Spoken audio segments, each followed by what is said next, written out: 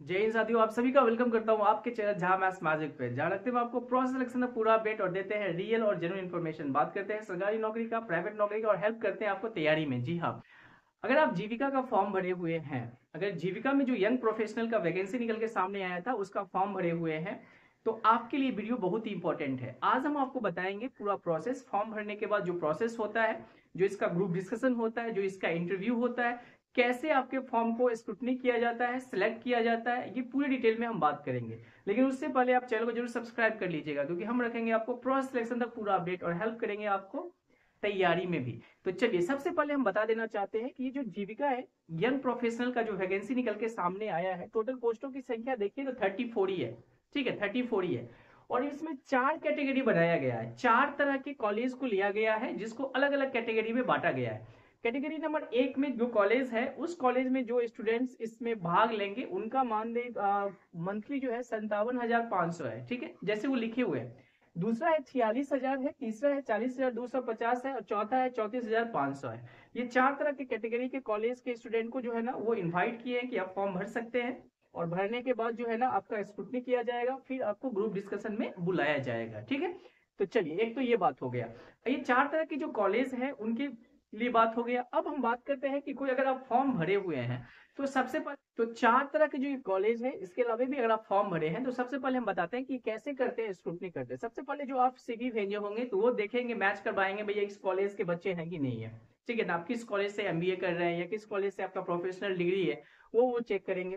ठीक है, इसके बाद जब इसका स्क्रूटनी हो जाएगा तो वो आपको जो है ना बुलाएंगे ग्रुप डिस्कशन के लिए। ठीक है, दूसरी बात क्या होता है कि कभी कभी ये कॉलेज में ही जाके प्लेसमेंट ले लेते हैं। ठीक है, तो अगर कॉलेज में ही जाके प्लेसमेंट ले लेते हैं तो भाई कोई दिक्कत ही नहीं है, आपके कॉलेज में जाएंगे और आपका प्लेसमेंट ले लेंगे। ठीक है, इसी पीरियड में वो हो जाता है, वहीं पे आपका ग्रुप डिस्कशन हो जाएगा और इंटरव्यू हो जाएगा, वहीं पे आपको जो है ना हाथों हाथ जो है, ठीक है, सिलेक्शन, ये क्या बोलते हैं, ऑफर लेटर भी मिल जाएगा। ठीक है, बाय द वे, तो इसका बात करते हैं। सबसे पहले हम बात करें इसमें जीडी का, ग्रुप डिस्कशन का। तो ग्रुप डिस्कशन में क्या ध्यान रखना चाहिए आपको, ठीक है, तो लेट मी टेल यू, एक बात हम क्लियर बता देना चाहते हैं कि देखो, ये जीविका जो है ना, ये पूरा रूरल डेवलपमेंट में काम करता है। बिहार में आप जानते हैं कि बिहार में जीविका दीदी होती है, जीविका दीदी होती है। ठीक है, जो सेल्फ हेल्प ग्रुप एसएचजी, अगर आप ग्रामीण प्रबंधन है, क्योंकि मेरा खुद से ग्रामीण प्रबंधन रहा है तो हम पूरे जानते हैं इसके बारे में।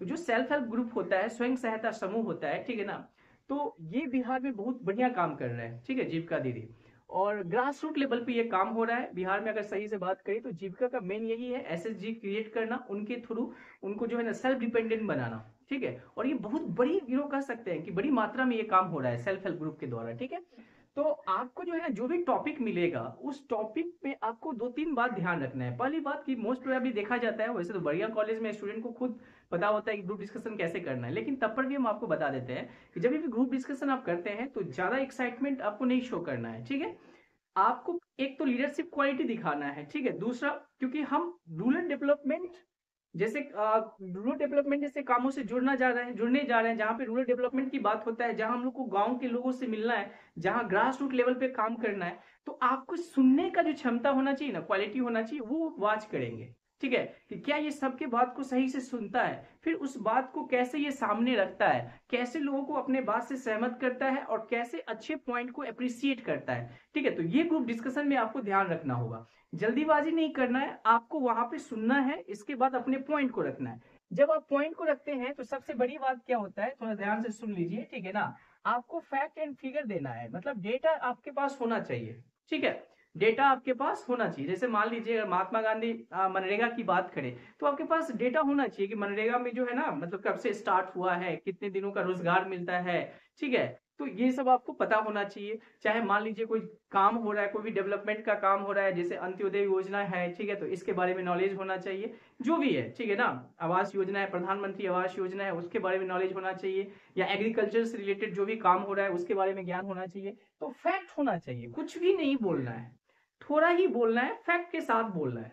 ठीक है, तो ये चीज आपको ग्रुप डिस्कशन में ध्यान रखना होगा। ठीक है, इसके बाद जब ग्रुप डिस्कशन में सिलेक्शन होता है तो वहां पे ये रोल भी अदा करेगा भाई मेरे। अगर आपका ग्रुप डिस्कशन बढ़िया भी जाता है, अगर आपका सिलेक्शन नहीं हो रहा है, अगर आप मान लो जनरल से नहीं हो, ठीक है, जनरल से नहीं हो, यहाँ तो जनरल का सीट नहीं दिख रहा है और आप जनरल से हो, ठीक है, और आप बहुत बढ़िया ग्रुप डिस्कशन में बैठ गए हो, दे दिए हो, नहीं हुआ तो निराश नहीं होना, क्योंकि सीट ही नहीं है।